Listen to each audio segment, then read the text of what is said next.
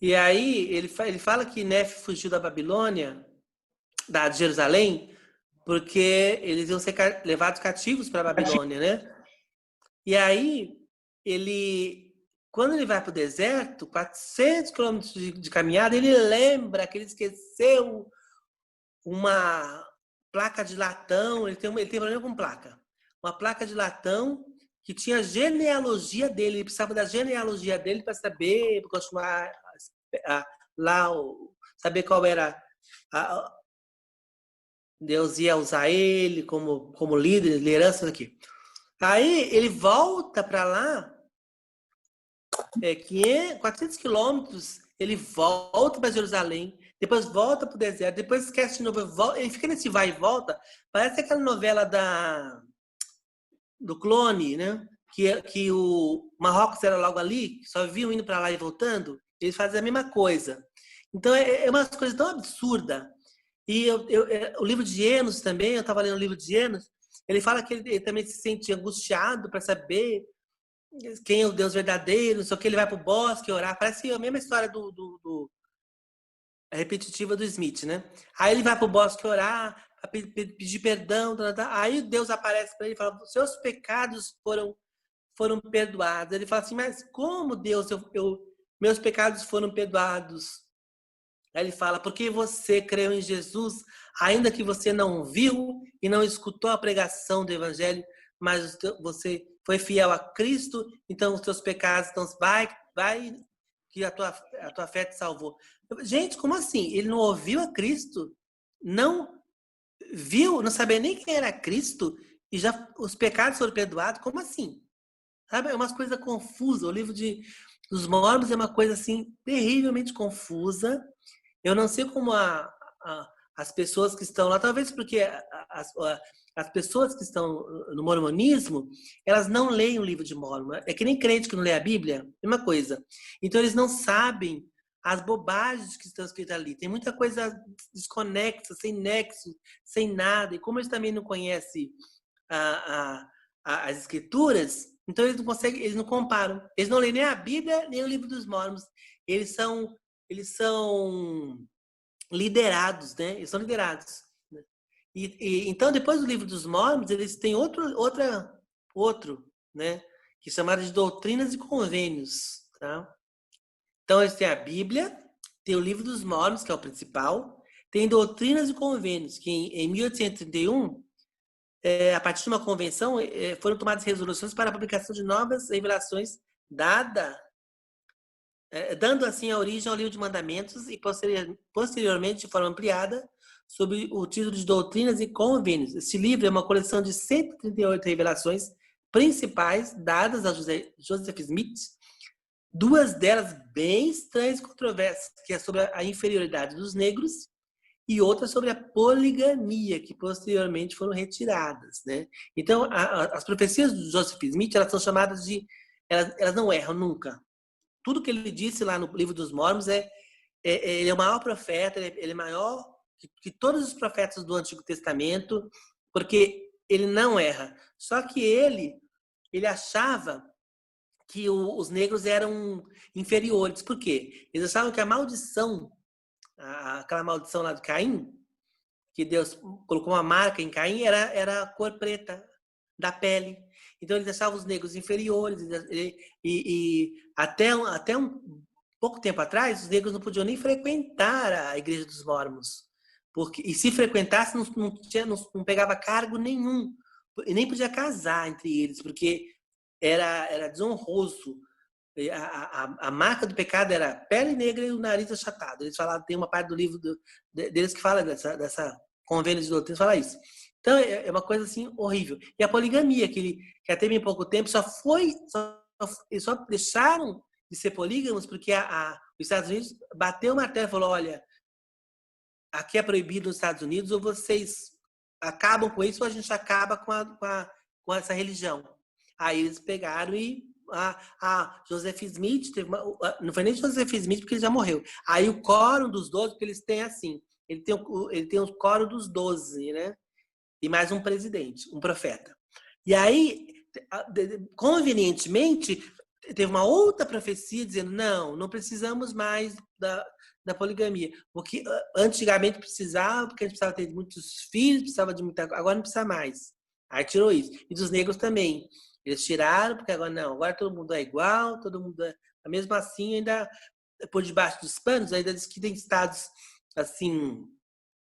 E até outros que eram moram dissidentes, eles ainda praticam a poligamia. Aí quando o governo americano vai lá para fazer uma inspeção, eles, não, essa aqui não é minha esposa, é a esposa de não sei quem, ou é a minha prima, ou é a minha parente. É tudo debaixo dos panos, ainda tem alguns que ainda praticam a poligamia, né? Ainda para eles e eles chamam de doutrinas e convênios, né? Eles não chamam aliança e nem concerto, eles chamam convênio. Por quê? Se você sabe que a gente sabe que é convênio. Por exemplo, você tem um convênio médico, o que você faz no convênio médico?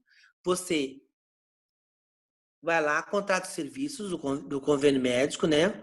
E ele presta um serviço para você e qual é a sua contrapartida? Você paga, não é assim? Convênio é assim. Ele presta um serviço e eu pago o serviço, ficamos quites, ninguém deve nada para ninguém. É assim que eles fazem a barganha com Deus. Eles não falam que é aliança nem pacto, porque a aliança e o pacto, quem pagou foi Cristo sozinho, porque nós não éramos capazes de pagar. Então, eles não querem ficar em dívida, eles dizem que eles é que pagam.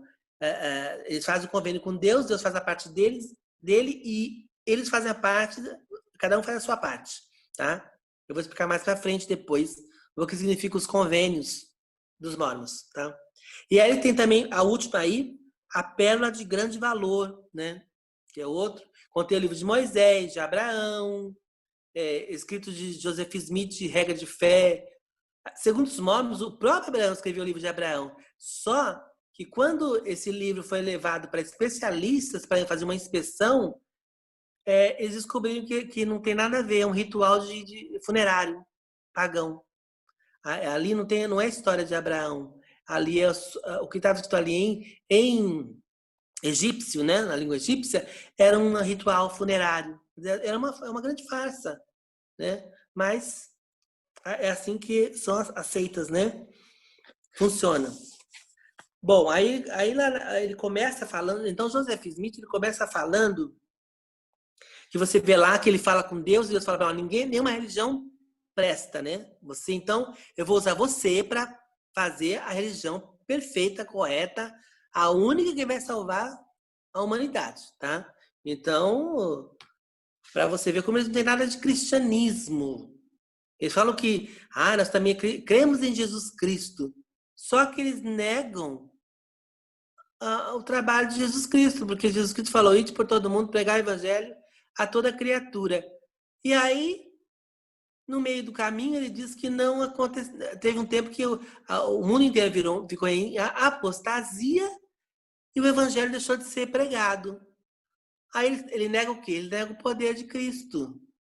Como é que a Bíblia fala, Jesus mesmo fala, que as portas do inferno não prevaleceriam contra a minha igreja. Ele que fala isso. Jesus fala isso. Então, se Joseph Smith diz que houve uma apostasia geral, quer dizer que as portas do inferno venceram o evangelho de Cristo.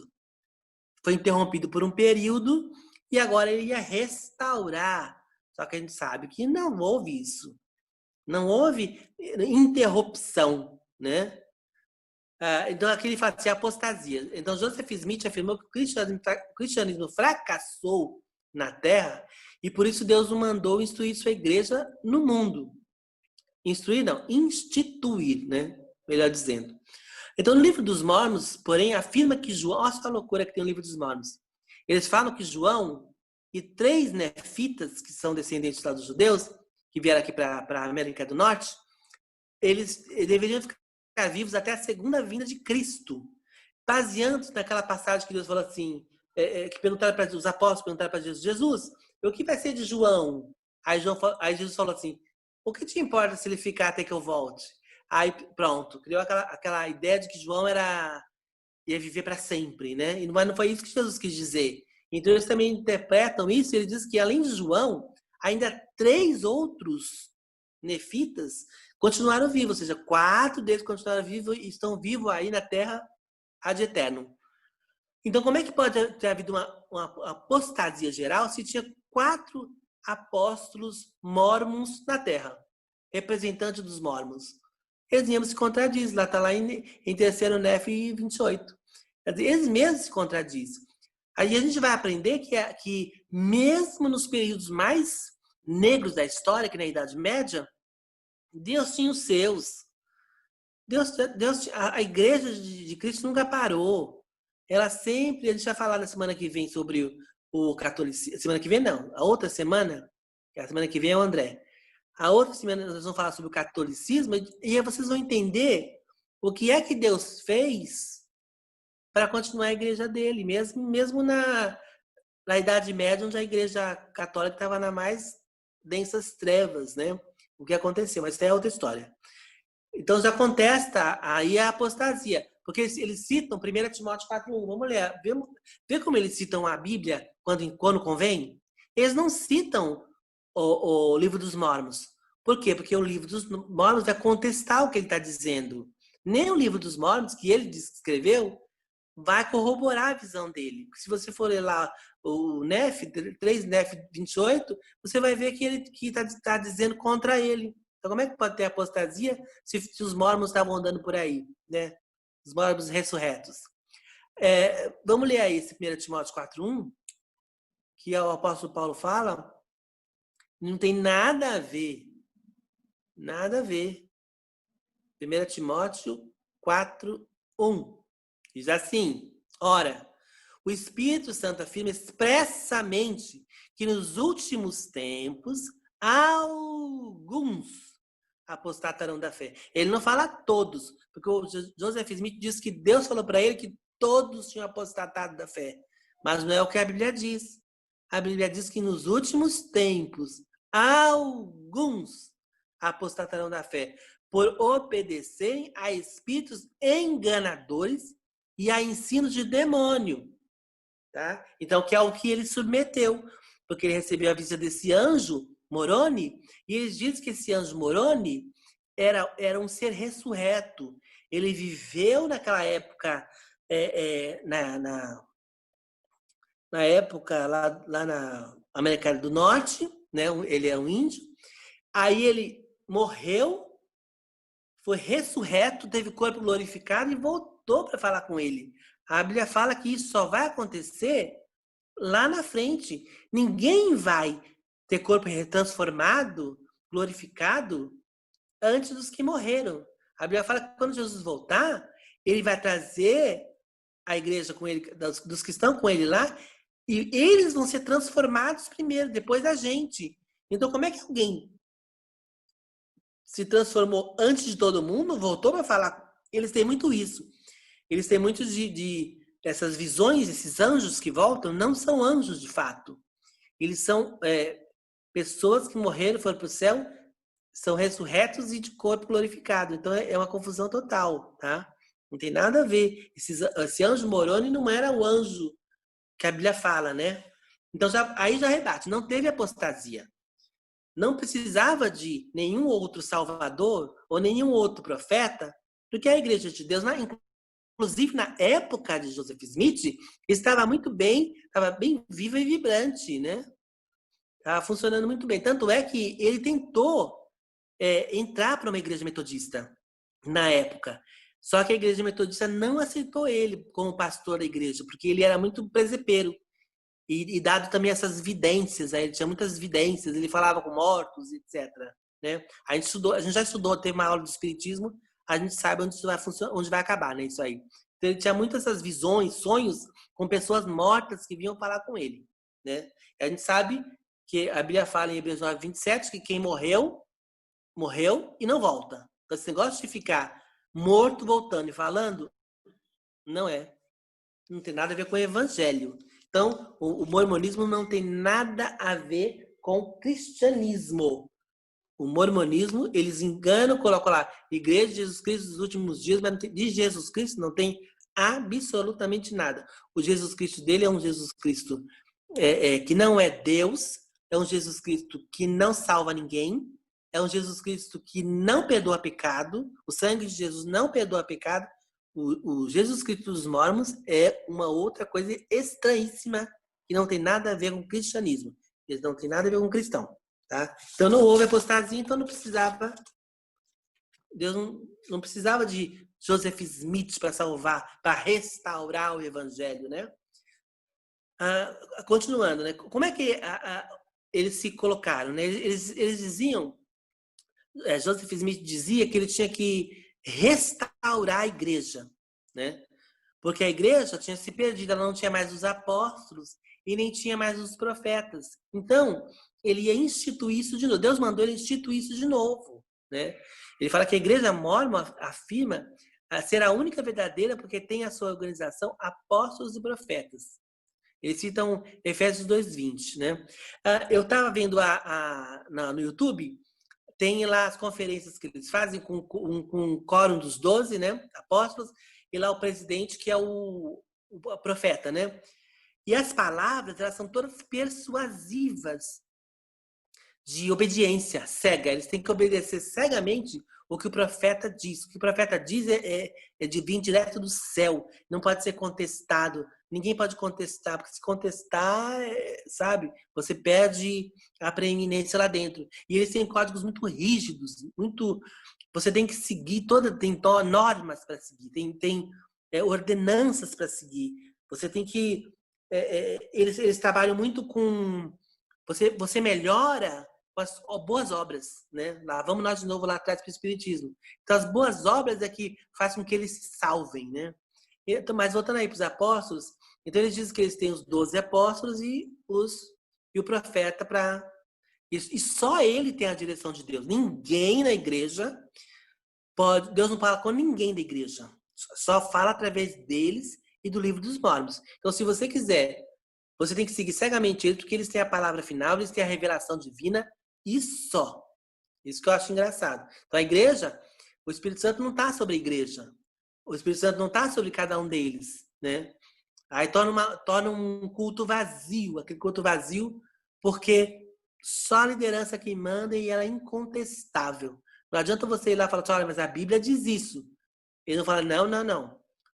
O profeta é que pode interpretar a Bíblia. Você não tem autoridade para interpretar a Bíblia, porque quando você interpretar a Bíblia, você vai ser enganado, você vai cair no erro. Só quem tem autoridade para isso é o profeta e os apóstolos. Você não pode mexer com esse negócio. Então, é uma coisa opressora, né? E eles citam Efésios 2:20, né, que fala sobre que Deus deu uns para apóstolos, uns para profetas, não sei o quê. Só que Efésios, eles esquecem de dizer que a igreja não está fundada sobre os apóstolos e profetas. Ela está edificada sobre Cristo, que é a pedra angular, que os profetas e os pais, né, os apóstolos, pregavam. Por isso que a Bíblia fala que a igreja está fundada sobre o fundamento dos apóstolos, profetas, e em que Jesus Cristo é a pedra angular. A pedra angular é Cristo, não o livro dos Mormons. Eles dizem que o livro dos Mormons é a pedra angular, não é Cristo. Então, a autoridade não está com os apóstolos, o quórum dos apóstolos, nem com o profeta. A autoridade está com Cristo. E quando você for contra o que Cristo falar, você perde toda a autoridade, porque ele quem manda, né?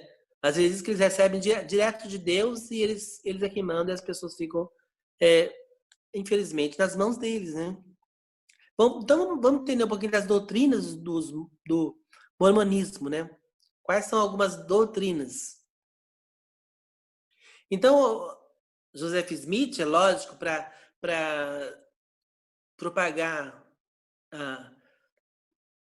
as doutrinas do mormonismo, ele tinha que dar um jeito de dourar a pílula, né? Porque como ele vivia numa sociedade muito religiosa, cristã, de verdade, havia metodistas, wesleyanos, né? Havia puritanos, havia muita gente da igreja cristã mesmo, e ele precisava dar um verniz para as doutrinas mormons.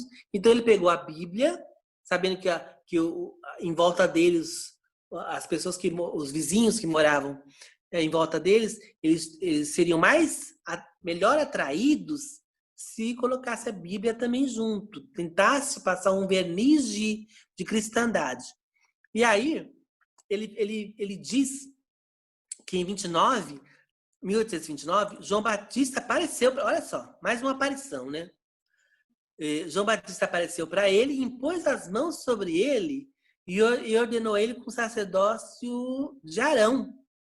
Então, só que a gente sabe que o sacerdócio de Arão só era dado para os que eram descendentes de Arão. E no livro, inclusive no livro dos Mormons, diz que ele não era descendente de Arão. Ele tinha uma outra descendência, porque ele puxou lá a descendência lá na genealogia dele e descobriu que ele fazia parte de uma família, uma das tribos. Só que não era a tribo de Arão, não era de Levi. Então, como é que ele podia ter o sacerdócio de Arão se ele não era da tribo de Arão? Já começa errado por aí. Tá errado, tá? Mas tudo bem. E outra coisa, ele viu, João Batista veio. Que João Batista? Da onde veio João Batista? João Batista não veio nada, não. Porque João Batista, quem morreu não volta. Mas ele disse que foi. Aí ele fala assim: ele recebeu o sacerdócio de Arão, segundo a Bíblia. Aí eu falo assim: segundo a Bíblia, só era passada para os descendentes e foi abolida em Cristo, tornando-se desnecessário. Lá Romanos 6,12 está dizendo, em Hebreus 7,26 também, que o sacerdócio de Arão foi abolido quando Cristo veio. Não precisava mais fazer sacrifícios de carneiros, de bois, nada disso, para perdoar pecados, para perdoar pecado não, para esconder o pecado, né, que era encobrir o pecado, né, para poder esperar até que Jesus, o sangue de Jesus, aí sim perdoaria todo pecado. E aí mais para frente ele percebeu que esse era pouco. O sacerdócio de Arão é pouco para ele. Aí ele foi lá para o sacerdócio de Melquisedeque, que é superior ao de Arão. Então, a fim de consertar a assertiva, né, que ele fez acima, ou seja, ele viu que ele tinha errado, ele falou assim: opa, eu sou Arão, então eu estou abaixo do Melquisedeque. Vamos mudar isso aí. Aí ele fala assim: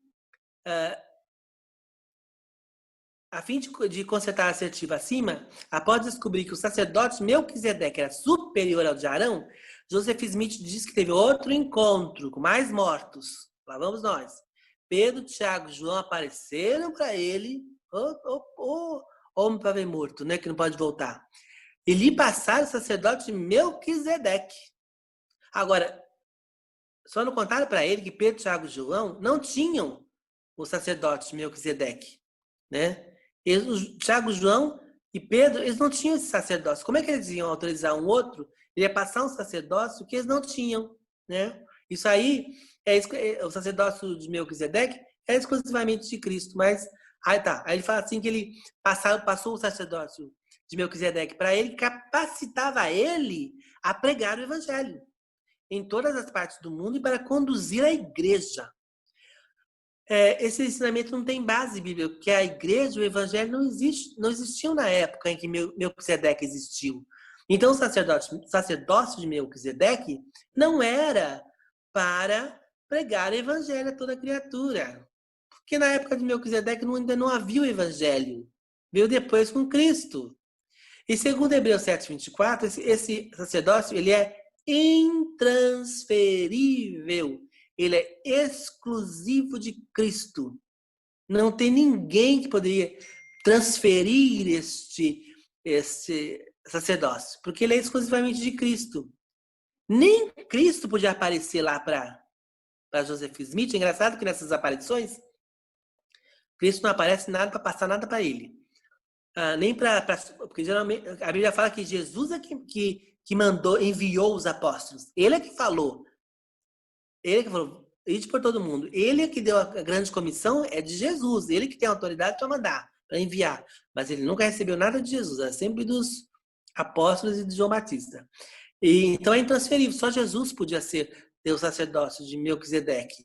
Então ele usurpa o lugar de Jesus. Olha só a pretensão. Então você diz que você é cristão, crê em Cristo, mas você quer se assentar no trono de Cristo, no lugar que é de Cristo.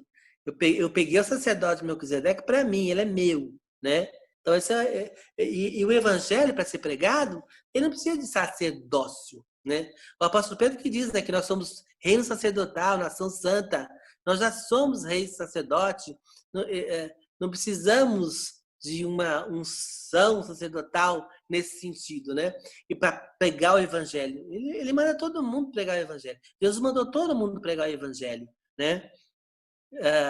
Então não há essa necessidade. Então é outro erro do sacerdócio, mas tudo bem, ele disse que tinha um sacerdócio Melquisedeque. Aí, continuando. Aí o outro ensinamento deles lá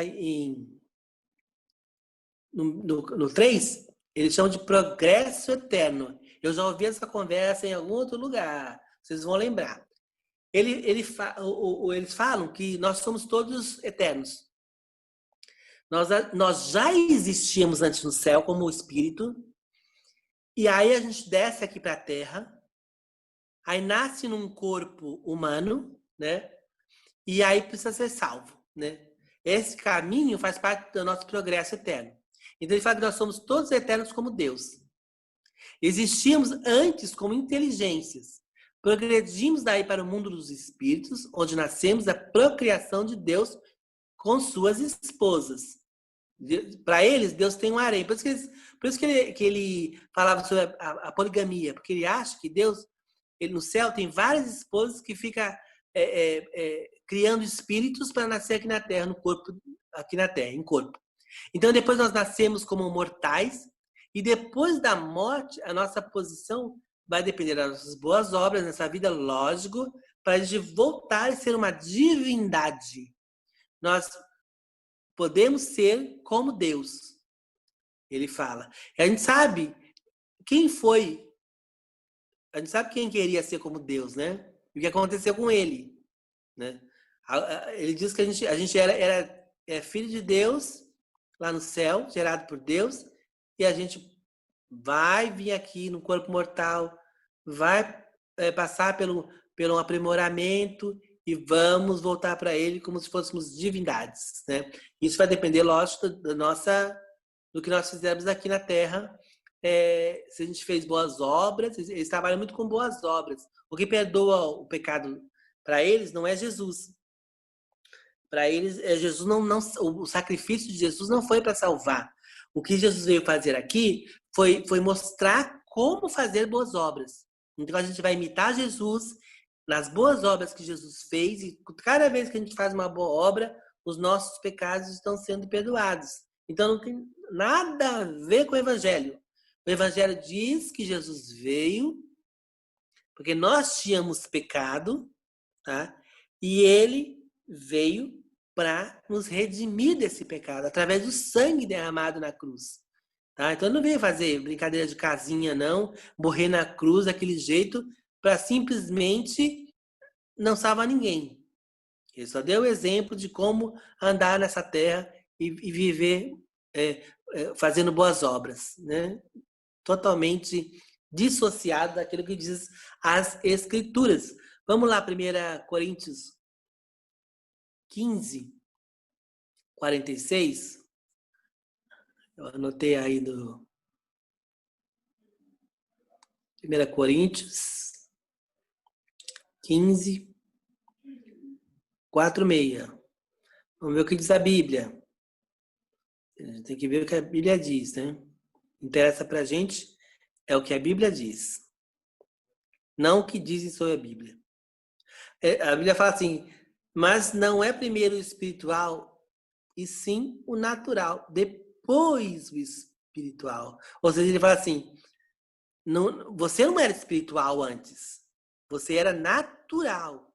Depois que você morrer com Cristo, aí sim virá o espiritual. Então ele não abre margem para que você era um espírito, antes de nascer aqui na Terra, você era um espírito, né? Isso não existe na Bíblia.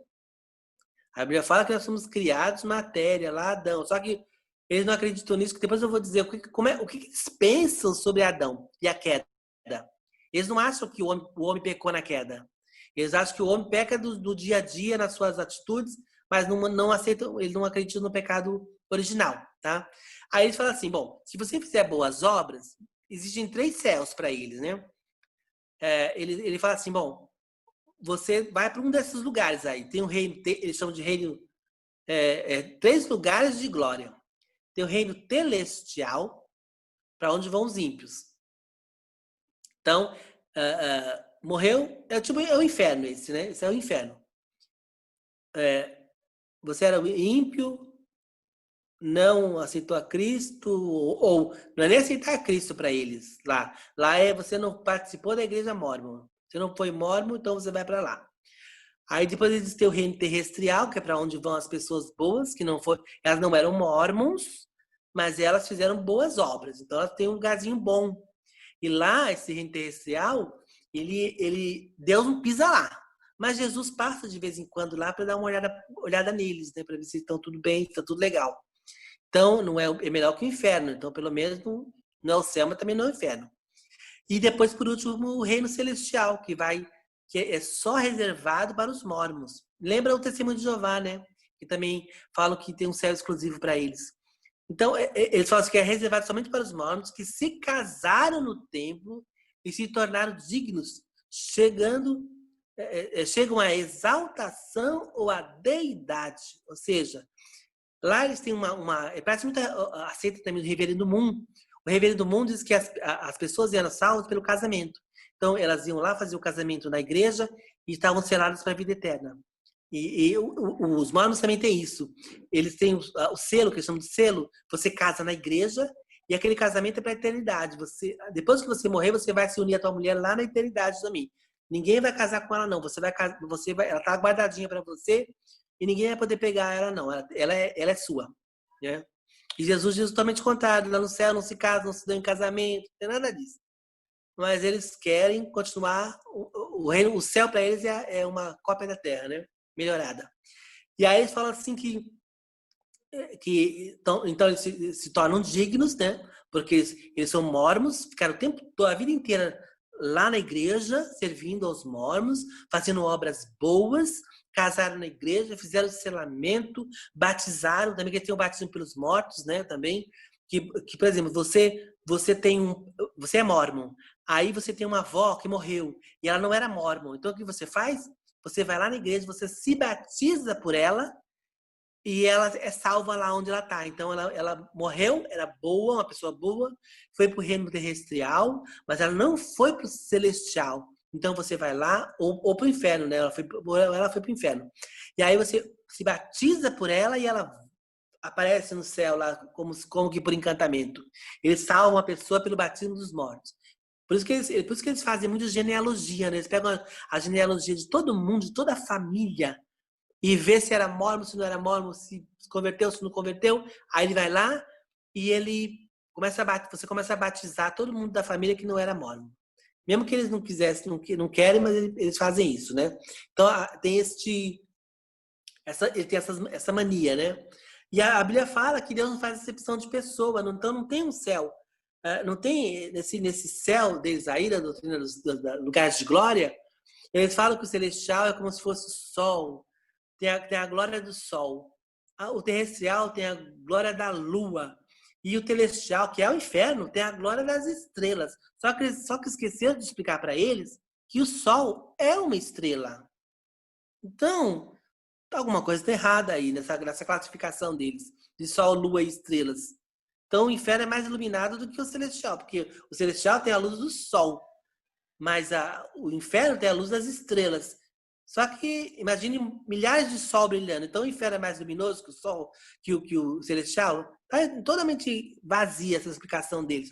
Eles se baseiam lá na passagem que Paulo, em 2 Coríntios, né, 2 Coríntios 12, 2, onde Paulo diz que foi arrebatado e foi até o terceiro céu. Mas ele não diz que tem 3 céus onde você fica. Ele diz que tem o céu aqui, a atmosfera, esse céu azul lindo, maravilhoso que a gente vê. Tem o céu, que é o espaço, né? E tem o céu, que é onde mora Deus, onde a gente vai também para lá.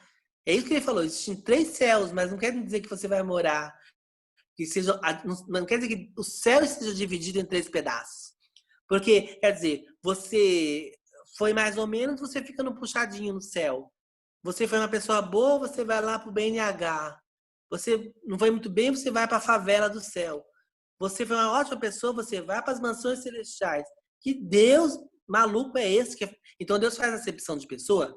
Porque lá em Atos 10:34 diz que Deus não faz acepção de pessoa. Jesus diz que onde ele estivesse, eu estaria também. Que ele foi preparar lugar para a gente ficar junto a ele. Ele não falou que ia ficar um no lugar, outro no outro, outro no outro. Não. Ele disse que no céu, todo mundo vai ficar no mesmíssimo lugar. Não vai ter elite, que nem aqui na Terra, não, que tem os lugares melhores para elite e a pobrada fica lá na favela. Não. Deus não é assim. Ele não faz acepção de pessoa. Então, esse processo aí do céu dos mormons não tem nada a ver com o céu de Cristo. Eles vão para um outro céu que não é o céu de Cristo, não, tá? Continuando, a doutrina de Deus. Olha só o escândalo, agora vocês vão ficar escandalizados, como eu fiquei, com a doutrina de Deus. Então, eles acreditam que há 3 deuses. A gente lembra que quando a gente estudou heresia, a gente estudou que tinha seitas que acreditavam em ensinamentos dentro da Igreja Católica, que também tinham isso, né? Que a Igreja Católica combateu como heresia, que era o modalismo. Então, eles acreditam que há 3 deuses. É o Deus Pai, o Deus Filho e o Deus Espírito Santo, né? Então, o Deus Pai, Jesus, tem um corpo e tem carne e osso para eles. Então, Deus tem carne e osso. E o Espírito Santo, ele é espírito, lógico, mas ele possui uma forma humana, mas espiritual. Eles afirmam que Deus já foi o que nós somos. E por isso podemos ser o que ele é. Deus já tomou a forma humana. Para eles, Deus era Adão. Ele tomou a forma humana de Adão, com a esposa Eva, antes de evoluir para ser Deus, né? Ele teve essa passagem aqui na Terra. Olha a loucura, né? Por isso que eles não acreditam no pecado original. Eles acreditam que quando Adão e Eva, lá no Jardim do Éden, comeram lá o fruto, aquilo não foi pecado, aquilo foi crescimento espiritual. Eles cresceram, eles começaram a conhecer o bem e o mal. Então fez parte da evolução, né, deles. Olha a loucura que é. Isso não tem nada a ver com o cristianismo, nada, nada. É outra coisa. Os mormons são outra coisa. Daí, os profetas vão dizer, né? Vamos ler umas passagens só para não ficar assim barato, né? Depois dessa. Então, eu até citei a Cabana. Você lembra que eu citei o livro A Cabana? Que tem até o filme A Cabana, que ele fala disso também. Ele fala que Deus, quando ele se manifesta lá na cabana para o cara, ele se manifesta com 3 pessoas diferentes, de corpo diferente. Então, Deus era uma negra cozinheira, né? Jesus era um carpinteiro que consertava a cabana, a casa, tudo. E o Espírito Santo era uma asiática, né? Uma mulher asiática. Então, a ideia deles é essa, que Deus, eles não conseguem entender que Deus ele se manifesta em 3 pessoas. Ele é um Deus só, mas se manifesta em 3 pessoas. Deus Pai, Filho e Espírito Santo. Ele não compreendendo essa doutrina, o que ele fez? Ele falou, não, Deus Pai e Jesus tem corpo e carne e ossos.